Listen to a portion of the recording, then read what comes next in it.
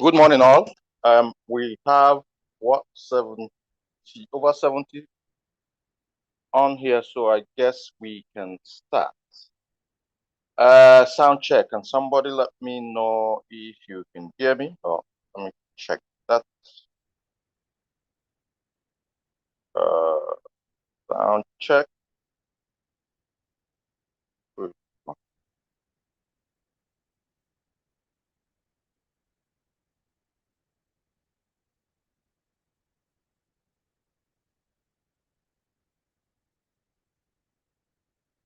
Okay, sound check, sound check. Okay. That looks okay to me.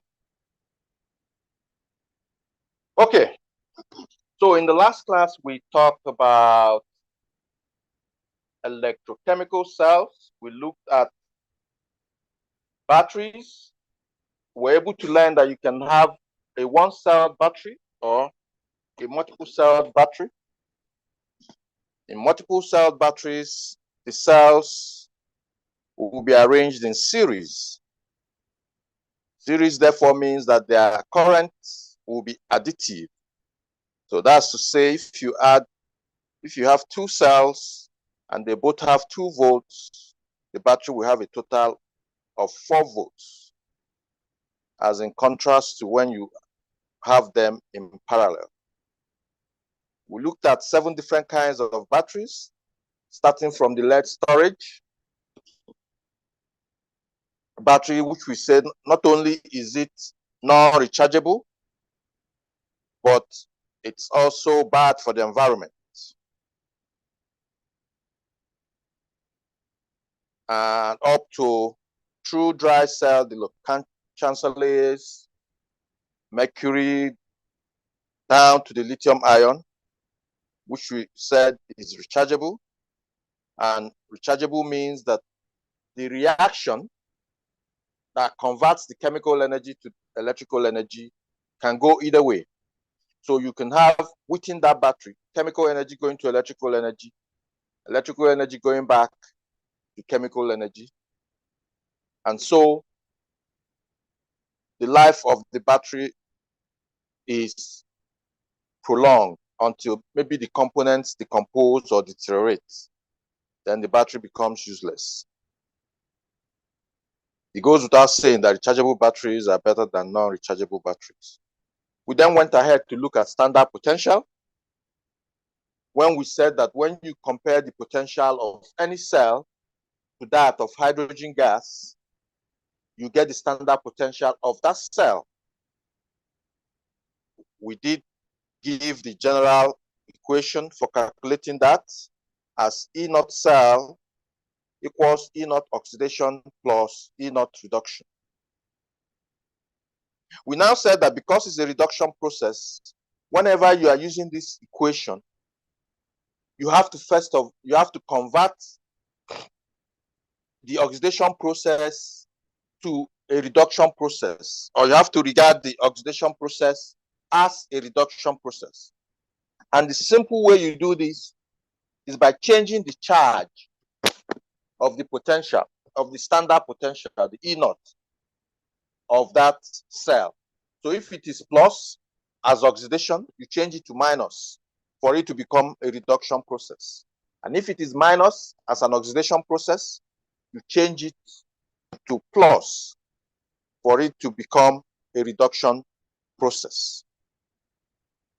And then you substitute the values into the equation mathematically, and you get your E naught cell, which we learned is also called EMF, that is electromotive force. And then we went ahead to look at some examples.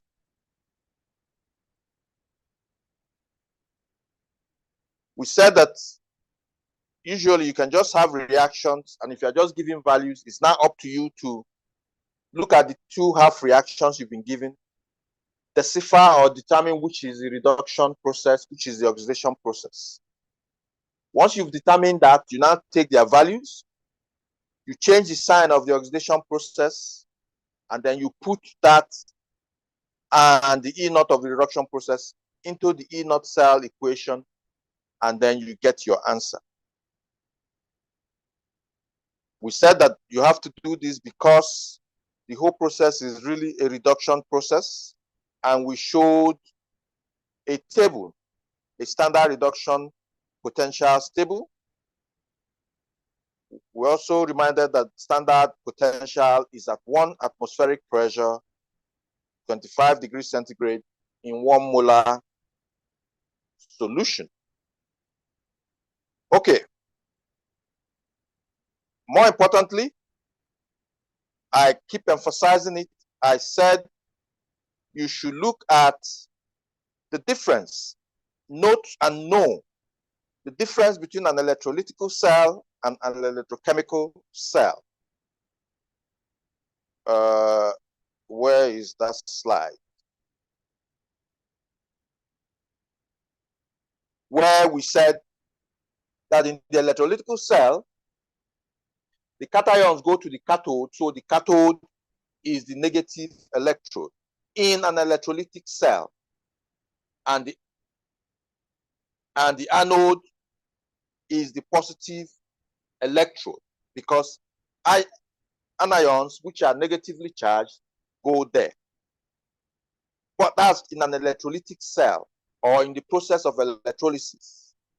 But in an electrochemical cell, otherwise known as a galvanic cell or a voltaic cell, the opposite is what you get. So while the cathode is positive electrode in the electrolytic cell, the cathode is negative electrode in the electrochemical cell. While the anode is positive electrode in the electrochemical cell, the anode is negative electrode in the electrochemical cell. Read it long enough till you understand it and you know it. Don't wait till exam, because it can be confusing, and once you get it wrong, you have gotten it wrong. So if 4 questions or 5 questions come out of that and you have it wrong, it means you will fail all the 5. Because once you think that cathode is positive when it's negative, any other question that follows it and other ones, you are going to be missing them. I cannot stress it hard enough. I cannot shout enough about it. It's up to you what you do with information. Now, for those of you who have looked at it, do you have any questions? If you have any questions on what we have done so far, this is your opportunity to raise up your hand and ask.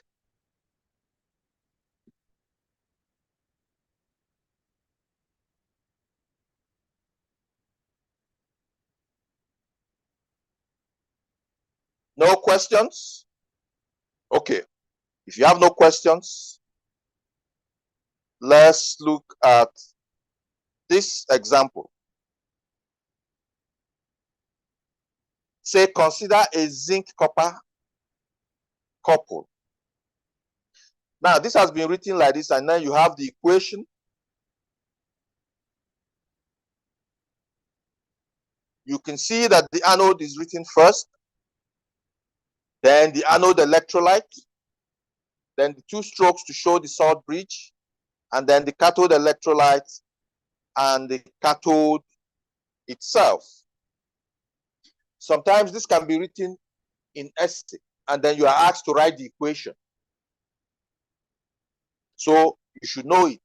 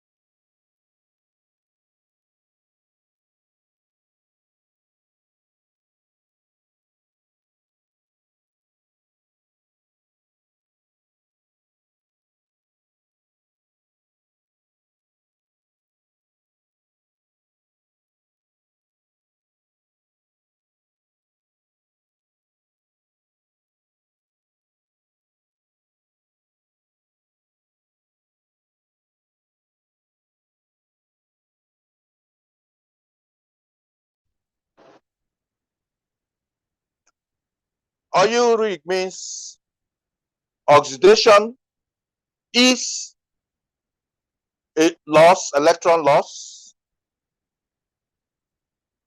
and reduction is gain. So if you remember that, then the next thing you do is you go to the equation and find out the one that has the negative charge. Here now, it is the Z N2 plus that has a negative charge. So that means that whichever side of the equation you put it, it must be the one that has the electrons. So since this is already on this side, you put it here, you put your arrow, you put your zinc 2 plus, then you add plus 2e on that side. So that you can see that the charge is balanced. Now that you've put it like this, that will show you that the zinc is losing 2 electrons. Because you can now move this plus 2e, you move it to this side, it now becomes zinc minus 2e. But remember, we don't write it like this. This is just to help you know which is losing electrons and which is gaining. Okay? So because zinc is on this side, you have to make the electron in respect to it. So because you have put it on this side in order to balance, if you move it to this side, it becomes zinc minus.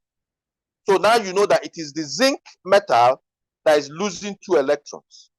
You go back to your oil rig, which loss of electron is oxidation. That's to tell you that this first part of the equation is oxidation. And so that is how you can do it yourself. Now it is written for you. You might just go straight and say, oh, it is written, you just take it for granted. So take it on your own, assume that this is the only thing you have, and then try and break it down the way I just did.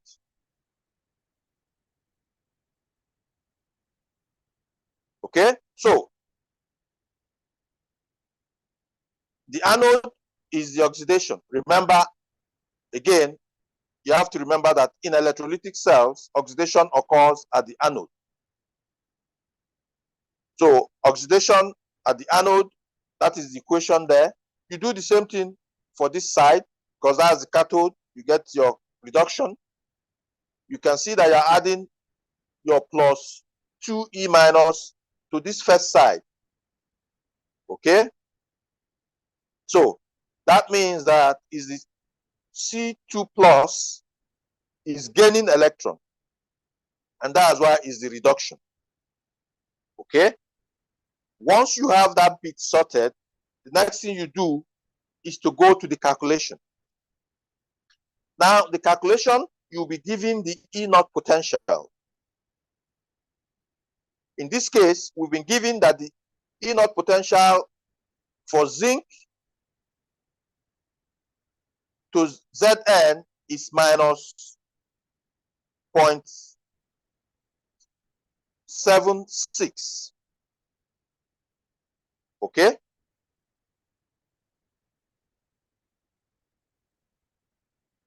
Excuse me. What was that? Look at this. I want to draw your attention to this again, so that you note, if you come back here, so that you don't get confused. It's important for you to understand. See here, if you're writing this equation, this is going to be Zn2 plus slash Zn. And notice the value. Okay? Now, if you are going to write for this, this one will be Zn slash Zn2 plus. Notice the value. I draw your attention to that because here, if you go to the next slide, you have to take note of this. So you see here, they are showing you the Zn2 plus has to gain 2 electrons to be able to give you the zinc. Okay? And we said that electron gain is reduction. Okay? The way it's written here is reduction. But if you go here, this is oxidation. Because in this case, this one will be Zn slash Zn2 plus. I'm drawing your attention to this so that you will know that even though you will be giving these values, you have to be sure what is happening there by looking at this.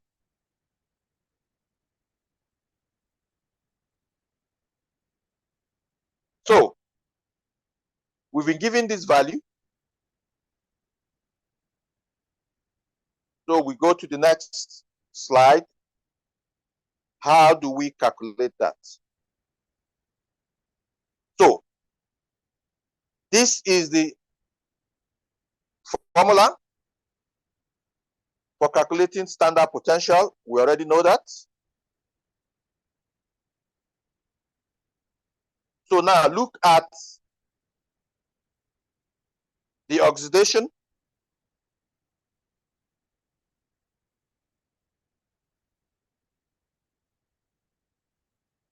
Where is looking for this?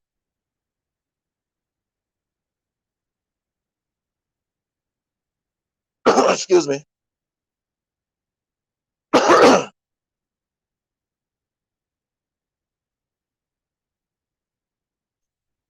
Now we have E naught oxidation here as minus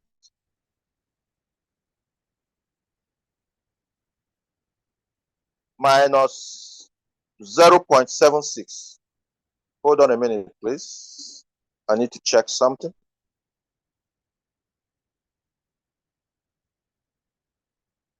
Zinc here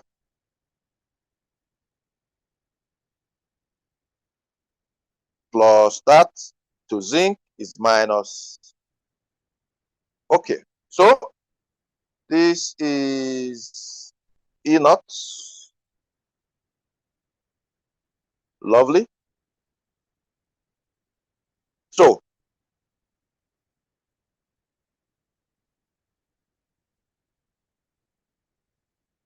Zn naught minus this. Okay. So we're given these values.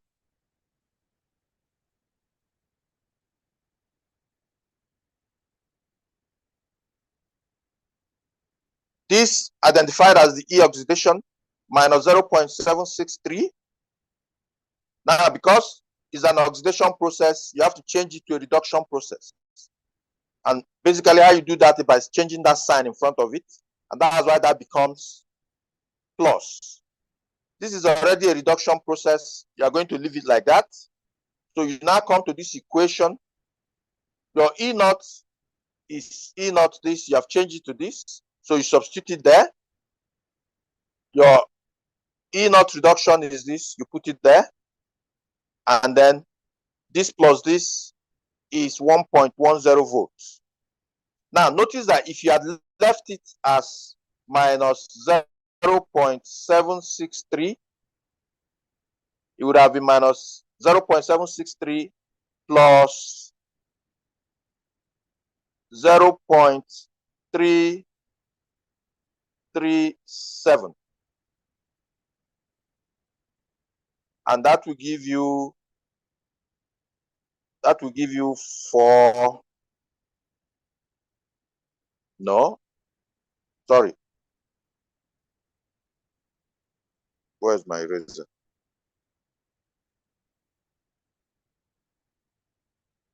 13 minus 7 is 6. So that will give you 6. 5 minus 3 is 2. And 7 minus 3 is 4. 0.426. Is that correct? 3, 6. Yep.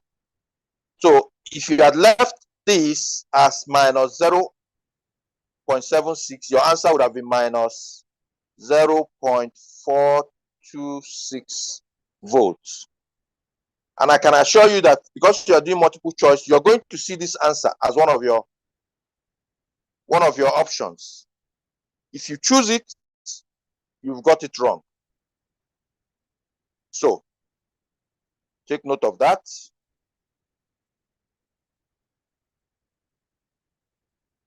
Now, a lot of hands were raised while we were talking, so we are going to go and address those. Those of you that had your hands up. So questions. If you had your hand up and up till now I still haven't answered the question you had to ask, this is your opportunity to ask the question. I ignored you because some of you might be asking questions that I'm going to answer. And I've told you. So nobody has any questions? Well, sorry, something is happening. Why is that? Why is that Zoom?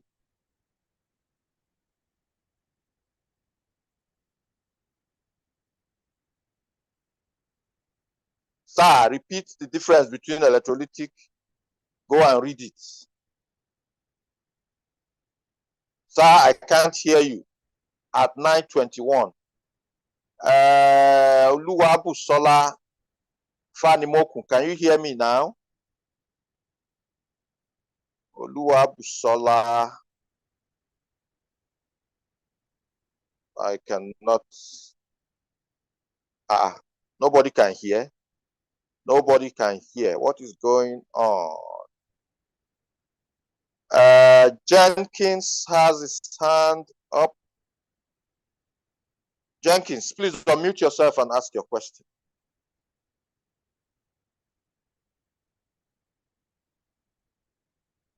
Jenkins, unmute yourself and ask your question. My mic is working well here, so.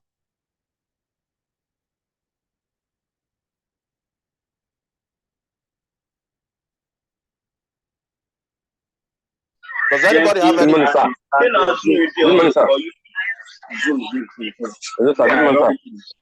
I can hear you. Go ahead. What's your question? Okay, I wanted to ask that how did the minus 0.763? I couldn't get the screen. Your background is very noisy. Your background is very noisy. I can't hear you. So please move somewhere else, or you type your question.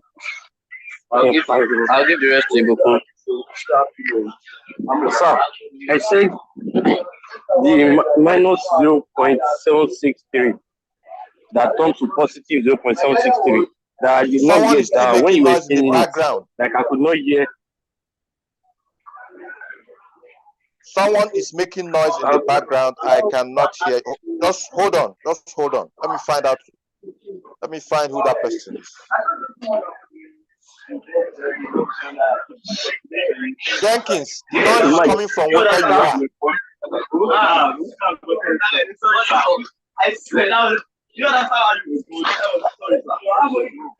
Jenkins, where are you? Where are you? I'm in school, sir. So you can't tell those people there to stop making noise? I'm not with them. I'm not with them. I'm alone. You can't be alone. I can hear them. Okay, go ahead. Ask. Let's try again. Okay, so I said that inert oxidation that was negative 0.763. When you were explaining it, like I could not hear what you were explaining. So like, how did it turn to positive? I wanted to ask. You didn't get me, Were you in sir? the last class? Yes, sir. Yes, I was in that class. It But was like, explained I in the could last not like class. connect well. Yes, I could not connect well. I did not hear most of what you said in the last class. Okay. Yes, sir. It is an oxidation step. That's minus 0.76 is for an oxidation step. So because you need to make it a reduction process, you change the sign. Whatever sign is there,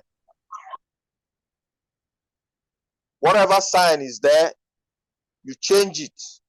So the convention is that whenever you are dealing with an oxidation half reaction, whatever sign the E naught is, you change it so that you can make it a reduction process. So in this case, the sign was minus. So you change it to a plus so that it can become a reduction process before you put it in the equation. If the sign were plus, you will change it to minus before you put it in this equation here. That's basically what we've been saying. We repeated it the last class. We are repeating it several times today. I hope that answers your question. Any other question?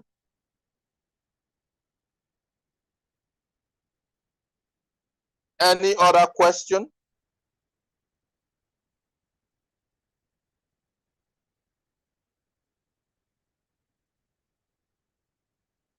Komolafe Temiloluwa Olayemi. Please mute yourself, unmute yourself rather, and ask your question. Sir, that minus 0.76, is it only for the oxidation that is going to change from minus to positive and positive to negative, sir? Yes. Okay, sir. Thanks, sir. Any other question?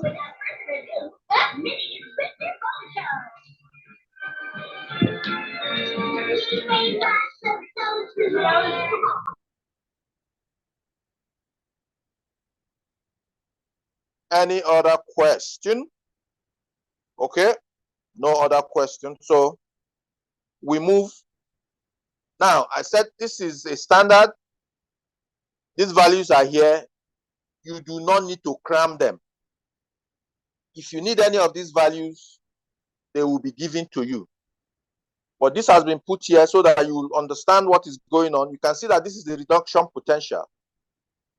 Potentials, they are strictly reduction because you're dealing with metals that are electropositive. This is one of the reasons why you have to make the oxidation half reaction a reduction process. Because oxidation and reduction occur at the same time, they are, one is positive, one is negative. One is electron gain, one is electron loss. One is increase in oxidation number, the other one is decrease in oxidation number. So if oxidation is plus, reduction will be minus. If reduction is minus, oxidation will be plus. So that is why where you have your oxidation process, if you want to calculate the potential, you have to make that oxidation half reaction a reduction process. And the way you do that is by changing the sign of the standard E naught. If the sign is plus, you change it to minus before you put it in the equation to calculate. If it is minus, you change it to plus before you put it. The reduction process is already, the reduction half reaction is already a reduction process. So you do not have to alter that. Whatever sign that comes with, that is how you are putting it in the equation. This table here just stresses that fact and shows you, for instance, that as you go up, for instance, the ones lower here are weaker oxidizing agents.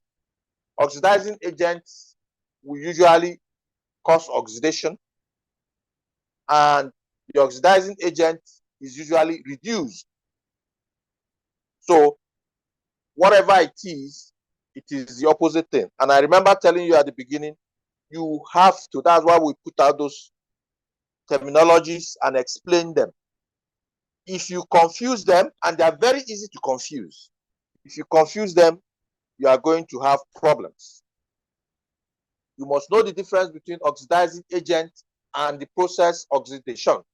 You must know the difference between the species that is being oxidized and the species that is oxidizing another species.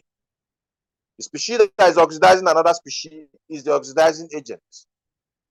The species that undergoes the oxidation itself is the one that is being oxidized. And the one that causes that oxidation is the oxidizing agent. Take note of them and learn them. And you can see here, oxygen, I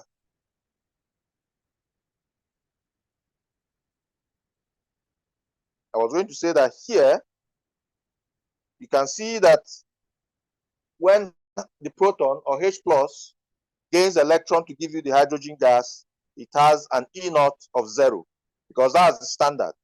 Everything below it is negative, everything above it is positive.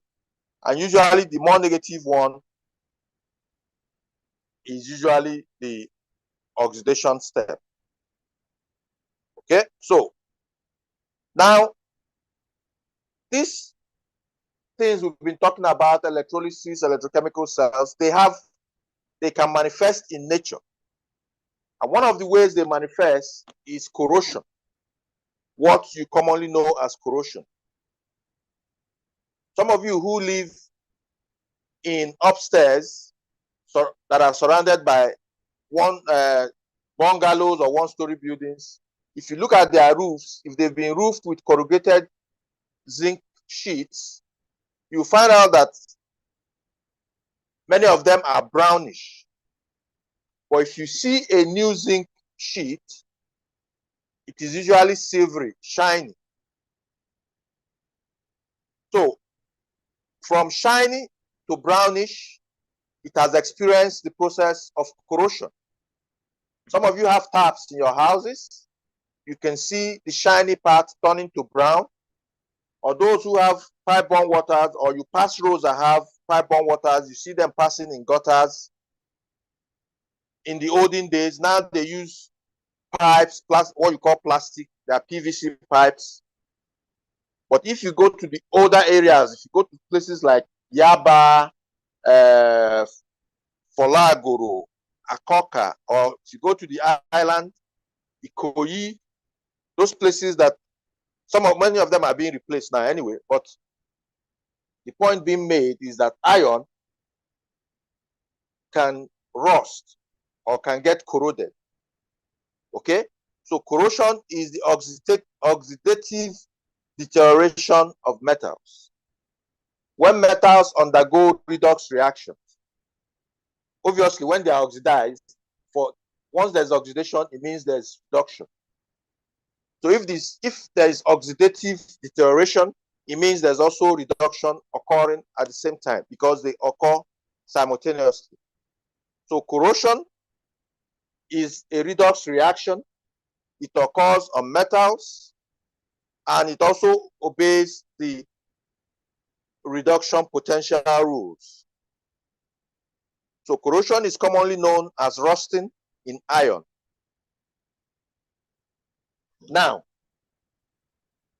you can have a question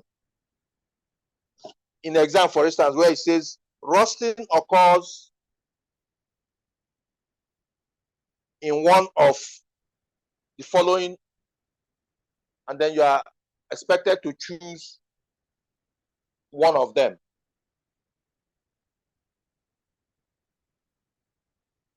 Well, I didn't start that right. Maybe the point I want to make to you is that corrosion is,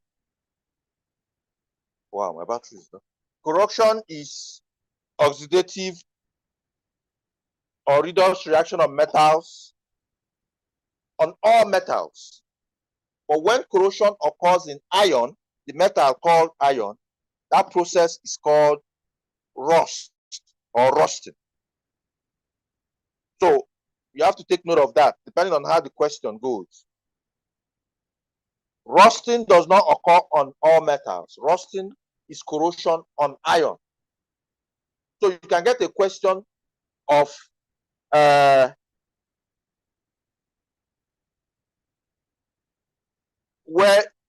say rusting occurs on, you have A, metals, you have B, iron, you have C, aluminum, you have D, stone. If you rush and go and choose metals, you are wrong, because it is in rusting is what corrosion is known as in iron. It is in iron that it happens. It doesn't happen in other, it doesn't happen on zinc, for instance, it doesn't happen on aluminum, it doesn't happen on manganese. So I need you to take note of that difference. It's a play of words, but it's something you can expect in exam situation to test whether you know the difference between corrosion and rusting. So you can say that all rusting is corrosion, but not all corrosion is rusting. So rusting requires oxygen and water. If you have iron and you have water and you don't have oxygen, rusting cannot occur. If you have iron and you have water but you don't have oxygen, rusting cannot occur. If you have iron and you have oxygen and you don't have water, rusting cannot occur. Okay? So, oxygen and water must be available and iron must be available for rusting to occur. Again, there are 2 or 3 or even 4 several questions that can come out of that sentence that I just made for you, that an examiner might put to you and will give you answers that appear correct. And you go and choose it and you bounce out of the hall thinking that you have finished the exam, not knowing that you've chosen wrong answers. So, moving on, bullet point 4, rusting results from tiny galvanic cells formed by water droplets. Iron and steel structures and products are destroyed by corrosion. Now, remember that steel is an alloy of iron, but steel doesn't really undergo corrosion, except you have a situation where the proportion of iron is higher than the other metals in the alloy, and that iron is exposed. This person has matric number and no name. How am I going to take your attendance? Anyway, write down your question. I will ask you when we come to that. Okay, let's take it now. Let's take the question now, since we're moving to another. Matric number 230. Matric number ending with 011. Ask your question. Unmute yourself and ask your question.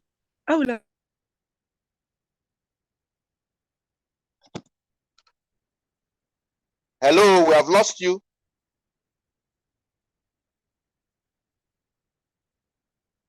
I think we have lost you. You have to try again. Okay, moving on to the next slide. Now look here, you have a pictorial depiction of corrosion, which we've already said is a redox reaction. Now this brown part is the metal surface, the iron surface. Okay, this blue here is the oil, is the water droplet. So you just need one water droplet, and then, okay, what's your question? Matric number 011, unmute yourself and ask your question. If we lose you again, we're not coming back to you. Is a pity or good you want afternoon. to ask your question? Is this afternoon? Are you in another place? Sir, I don't understand that. Don't ask a question. Don't tell me you don't understand. Ask a question. The question, like, rusting occurs from tiny galvanic cells and this thing. You see what I'm saying? That is what I'm talking about now. So listen, and maybe your question will be answered. Okay, sir. So this blue represents the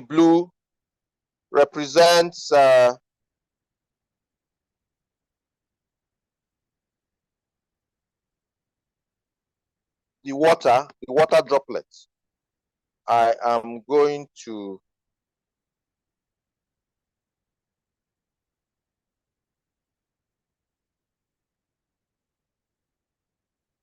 enlarge that so that you can see it properly.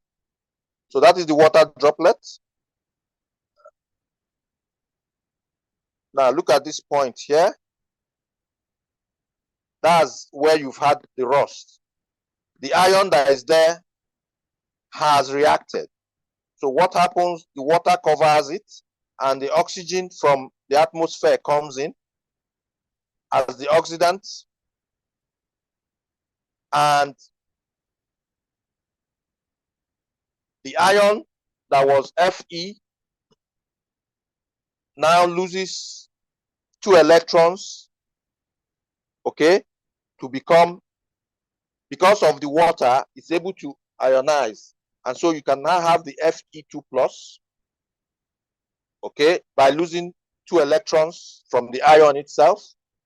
Then the oxygen will come and oxidize it, so that again, by oxidation, it loses another electron and therefore becomes Fe3 plus. That's oxidation, because there's an increase in oxidation number.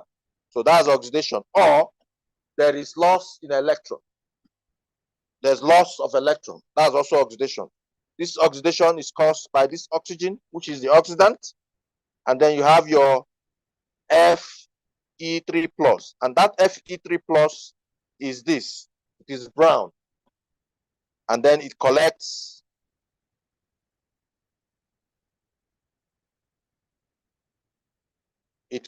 here.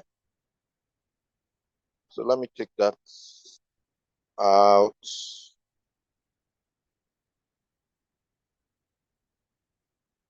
As this, it then collects. Remember that this Fe3 is already in association. Here you have the equation is written out in full. Okay. This, let me break that up. This that you have here is, you're going to have 2Fe3 plus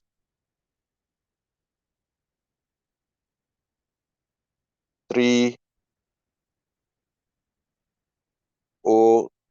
minus. That we're only taking this to break it down, and then you have 3 in front here to balance the equation. Okay, but this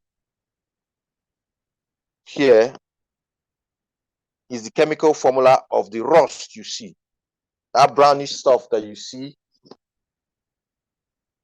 And because the ion has been converted to that, and this does not have the integrity that iron has, that's why you see after a while it eats up, it breaks away, and then that's how you start getting holes in your roof. So that's basically the chemistry of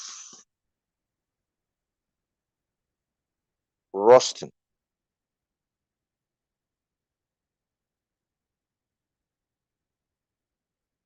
Okay, you can have a look at that again.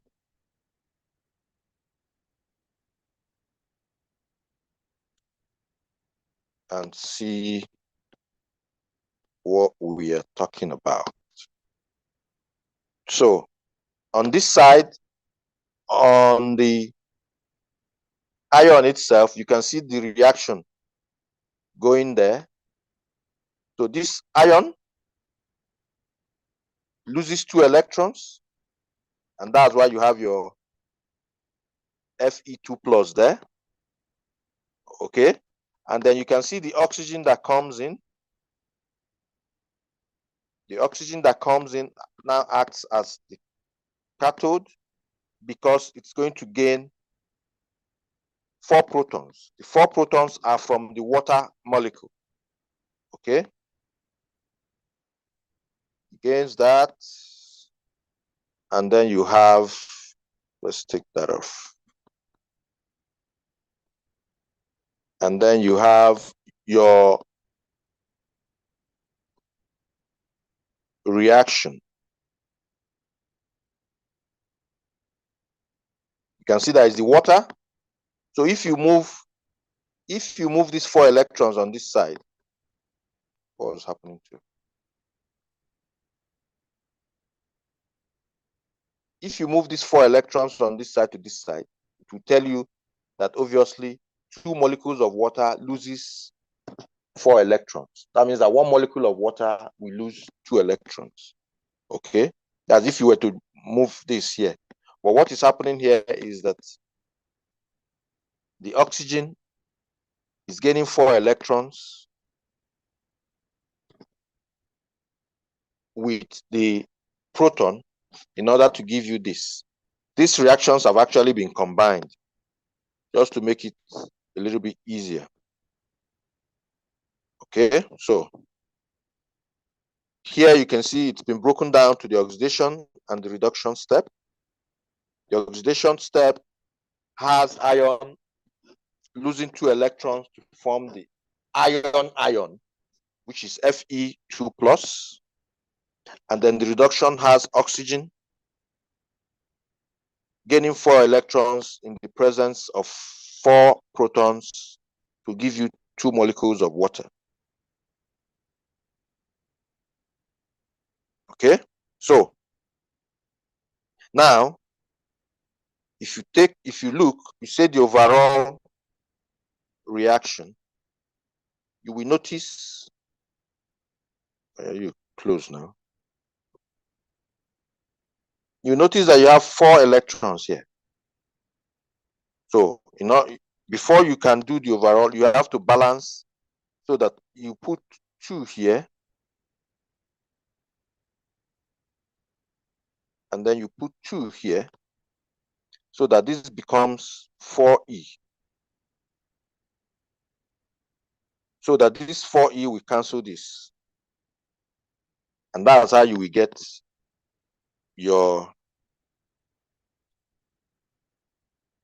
that's how you'll be able to balance. I have to make it smaller so that you can see what I'm talking about. Okay, I have to make, so you can see if that 4E, this has become 4E. I have to move this up. So it's as if once this comes, it blocks that stuff.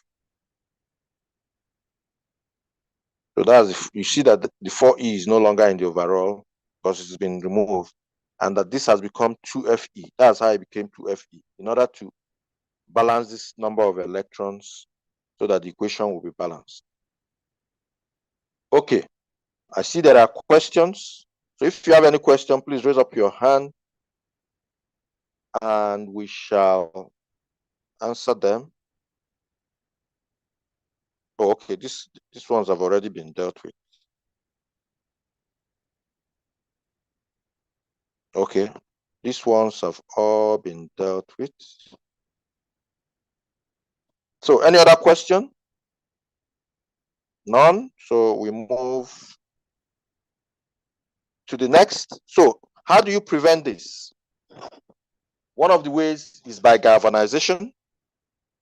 Okay, so you coat it with zinc because zinc will not undergo this sort of redox reaction. If you put zinc on it, on top of the ion, it means that the water and the oxygen will first come in contact with zinc before they come in contact with ion. Okay, and because zinc is not easily oxidized compared to iron, if you go and look at that reduction potential, you will see why. In fact, for your assignment, go and look at that reduction potential. Take notice where their positions are on that table. Where is zinc? Where is iron? I know you will not do it anyway. So that you won't have any excuse when you fail. Look at this table. See where zinc is. You can see zinc here. See where iron is. Okay? And then look at this. It says as you go up, oxidizing agent increases. Okay? So that means that because zinc is lower than iron, it will not oxidize as quickly. So everything on top of will be less oxidizing, or you can say everything below will be more oxidizing. Okay? Now look at this arrow. As you move down, the oxidizing agent becomes stronger. So because zinc is below iron here, iron will be more easily oxidized than zinc. Okay? So that is the reason why zinc is used to cover iron as a way of preventing corrosion. So zinc is more easily oxidized than iron. So coating with zinc protects and reverses the oxidation of iron. Okay? So again, the equation is here. You have the same air, water bubble. The air will produce the oxygen. You can see that zinc can lose 2 electrons to form zinc 2 plus. Okay? But not as quickly as iron can lose 2 electrons to form Fe2 plus. And so that's why you see that when you put zinc, it protects the iron because the zinc slows down the oxidation. It will still happen because it's a metal. You will still have some corrosion. So the zinc will gradually, over time, will be oxidized. And then to the point where when the iron is now exposed, that is when you now start getting rusting or coring. Another method is cathodic protection. Here you use metals. I think my time is up. Let's see. Oh, so you can read that slide, those last 2 slides. You already know what alloying is. These other ones are English. So another way of protecting metals from corrosion is by cathodic protection. Okay, and it's explained here. Here you can use magnesium or zinc as well. And then this is an example of how pipes are protected in the soil. Okay, so those are the 2 ways you can prevent corrosion. And then the last but not the least is by alloying. We say alloying is when you mix 2 metals. Like you've seen in the case of zinc, in the case of steel, when you mix the 2 metals, you want to take advantage of the good properties of each of the metals individually. When you now put them together, they will now have a different property. Okay. That is the end of what we're going to be learning at this stage under electrochemistry. Next week, we'll go into organic chemistry as a way of concluding the course. So, you're going to get this slide from your class reps. You go through them, make sure you understand them. If there are questions you have, you can send those questions to your class rep, who will send it to the course coordinator, Dr. Shaib, and he will ensure that it gets to me. For those of you who read, your time is up. Sorry, Galaxy, I don't have time to answer any questions.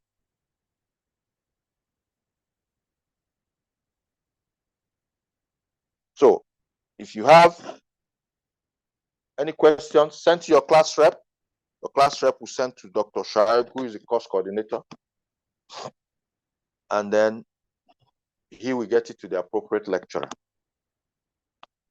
All the best. Enjoy your weekend.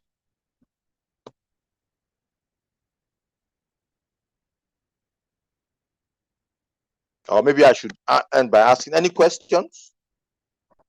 The time is already up. I have to go for a meeting, but any questions? So that you won't say you had a question now, you didn't ask. Ganiu, how did they take light? They've taken light too. Ganiu, unmute yourself. Oh no, before Ganiu. I can't deal with Galaxy Grand Prime. I can't answer your question. Put your name there, please. Ganiu, unmute yourself and ask your question. Good morning, sir. Is it possible to have like a catalyst in an electrochemical reaction? And if so, how can we represent it in the cell diagram?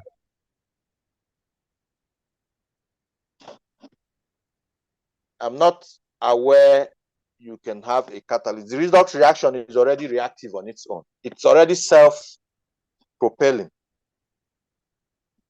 So the purpose of a catalyst is to either make a reaction happen or to make it faster.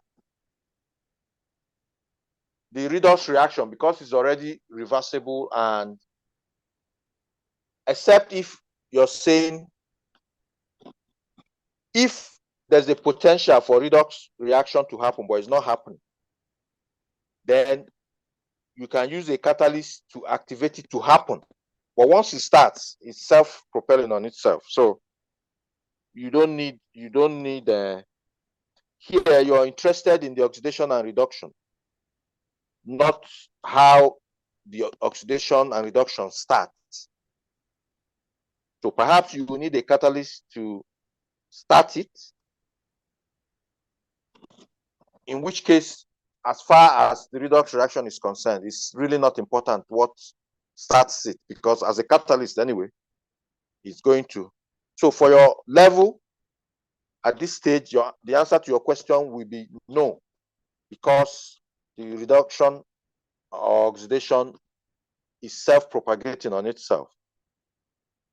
If you are going to do chemistry on a higher level, then you will learn that if you need the catalyst to start that reaction, it is inconsequential when you're talking about the redox reaction itself, because it will start it and go away. It doesn't participate in the reaction. So you don't need to include it in the equation. Even in normal reactions where catalysts are involved, you don't include them in the reaction. It's just you can deal with catalytic pathways and all that. I hope that answers your question. Any other question? Any other question? Okay, then. I see number 6 here. Let me see whether, I think it was 5 before. This one is asking test. This is how you know people that will not attend class. You're asking, where is your test? Okay. All the best in your exams, and I hope I don't have to see you back here next year. Make sure you do your best to pass. If you study, you will pass. If you don't study, you will fail. Those who fail to prepare should prepare to fail. Enjoy your weekend and all the best.